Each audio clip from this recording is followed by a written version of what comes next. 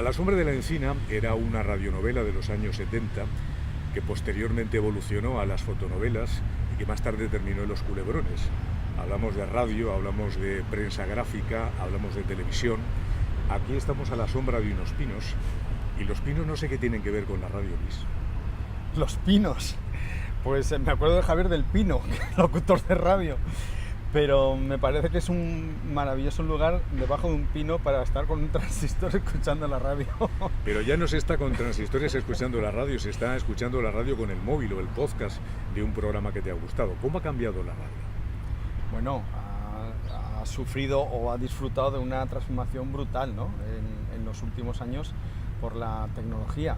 Es verdad, yo recuerdo cuando era niño que me iba con el transistor por los montes de Fuentes de Jiloca, que ahí pasé una buena temporada viviendo con mi familia y estábamos en una casa aislados, y fue una etapa fundamental para mí porque me hizo adicto a la radio. Al estar solos, al no tener amigos durante los veranos, pues mi entretenimiento fundamental era la radio. Yo era muy niño y para mí fue desde el principio una compañía imprescindible y una especie de cómplice. Me acostaba con el transistor, debajo de las sábanas estaba el transistor muy bajito para que no lo escucharan mis padres, y allí empecé bueno, se me inoculó este virus que es la radio. Me parece un medio de comunicación, un medio de información, de diversión, de excitación, que para mi vida, para mi educación sentimental, ha sido fundamental.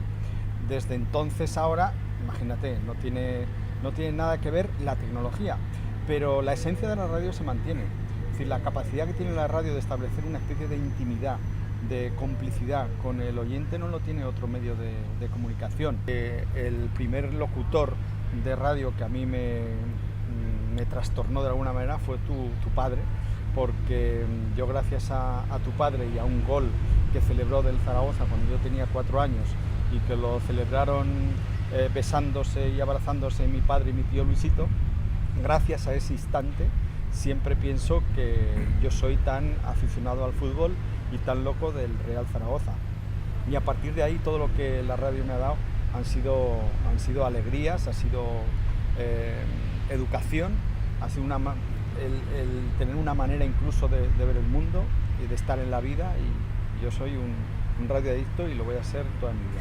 El hecho de escribir, dar clases, el hecho también de protagonizar y de dirigir películas de cine, hace que la radio sea mucho más sencillo, porque al fin y al cabo es comunicar con el alma, compartir las sensaciones con los demás. En tu experiencia, que es amplia también con la radio. Pues sí, claro, la radio es sobre todo comunicar, y capacidad de comunicar, y capacidad de que el oyente esté encandilado con lo que cuentas, y para eso tienes que ser un buen comunicador, tienes que tener capacidad de entretener con lo que dices, no tienes que ser pesado, no tienes que ser denso, tienes que transmitir un punto de excitación alrededor de lo que cuentas, y tú sabes bien de lo que hablo porque me parece que eres una de las personas que mejor ha sabido combinar esa capacidad de informar, de entretener y de excitar al oyente, y la radio relacionada con los deportes es perfecta para cultivar esa mezcla, y sí, tiene mucho que ver con eso, ¿no? El de seducir a la gente, al fin y al cabo. Seducir y hablarle a uno mismo, porque prácticamente la radio es hablarte a ti mismo, porque no sabes quién te está escuchando, una persona, 1.000 millones de personas, en una comunidad pequeña, ahora mismo gracias a internet en todo el mundo. La comunicación es extraordinaria y no hace falta escribirlo, simplemente un silencio puede ser muy significativo. Sí, eso es las grandes grandezas de la radio, es esa capacidad que tiene de que hasta un silencio tenga capacidad evocadora o capacidad de comunicación. Pero lo que dices de que no sabes muy bien a quién estás hablando, casi mejor. O sea, cuando estás con un micrófono, yo es que no pienso si es una persona, 1.000, 100.000 o 1.000.000, porque yo creo que si fueras consciente de eso, no serías tan libre, no tendrías la frescura que necesita también la radio, ¿no? Si te cargas con la responsabilidad de pensar en quién me está escuchando, cuántas personas me están escuchando. Lo que sí, desde luego, es que hay que tener un sentido de respeto al oyente, ¿no? Pero de entrar en detalles de si son pocos, muchos o todo el mundo, a mí eso me daría un poco de miedo. Ese miedo que al fin y al cabo no existe en la gente que sabe lo que quiere decir, porque fundamentalmente para poder expresarse hace falta saber lo que quieres decir. Hay mucha gente que no sabe lo que dice. Tanta. Bueno, es que hay mucha gente que no sabe lo que dice en la vida, ¿no? Y entonces la radio también es un retrato de la vida, es un retrato de la condición humana, un retrato del presente, del estado de ánimo de una época. Y desde luego, pues en la radio se cuela gente que efectivamente no tiene nada que decir, que no sabe nada que decir, y a veces casi mejor, porque cuando dicen algo que ellos consideran interesante, normalmente es una estupidez. Y ya para terminar, hemos empezado hablando de la radionovela. No sé si tú oías radionovelas de pequeño. Bueno, es que en aquella época donde yo me aficioné a la radio, gracias sobre todo al tirón que para mí tenía el fútbol y el Real Zaragoza concretamente, en aquella época a mí me marcó muchísimo el final de una radionovela que se llama Simplemente María. Simplemente María. Y luego otra, que esa la seguí desde el primer capítulo hasta el final, que se titulaba Lucecita. Con Luis Otero. Con Luis Otero. Y yo lo seguía, vamos, encantado y completamente encandilado.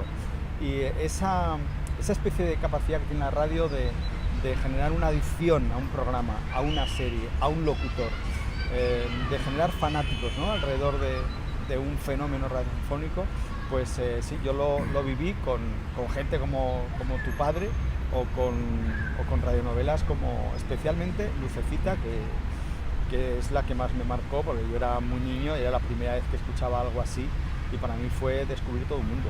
Un mundo de tragedia, evidentemente. Un mundo de tragedia, era un folletín en el estado más puro que te puedas imaginar, pero yo también era muy pequeño, discúlpame, Paco, o sea...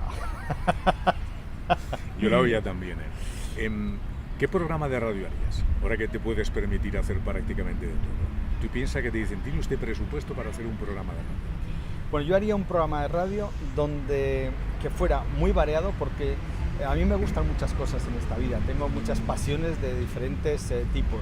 Pues yo haría un programa de radio donde yo pudiera proyectar todas esas pasiones, ¿no? Mi amor, desde luego, por el fútbol. Una radio donde se hablara de radio, por ejemplo, que es otra de mis pasiones, ¿no? Se hablara de cine, de televisión, del estado del mundo, del estado de ánimo del mundo, de lo que le gusta a la gente, de analizar la cultura popular, ¿no?, de las cosas que encandilan a la gente, el por qué a la gente le gusta lo que le gusta y no le gusta lo que no le gusta. En fin, yo lo que haría sería eso, un programa muy variado donde proyectara mis pasiones. Pues Luis Alegre, un escritor, una persona vinculada a los medios de comunicación, a la radio, a la televisión, al cine, un humanista que nos acompaña y que nos enseña sobre todo a escuchar y a dialogar. Muchas gracias por formar parte de nosotros también de esta radio. Muchas gracias a ti, Paco, porque me pareces un número uno de los medios de comunicación de toda la historia en Aragón. Tenía ganas de decirlo. Muchas gracias.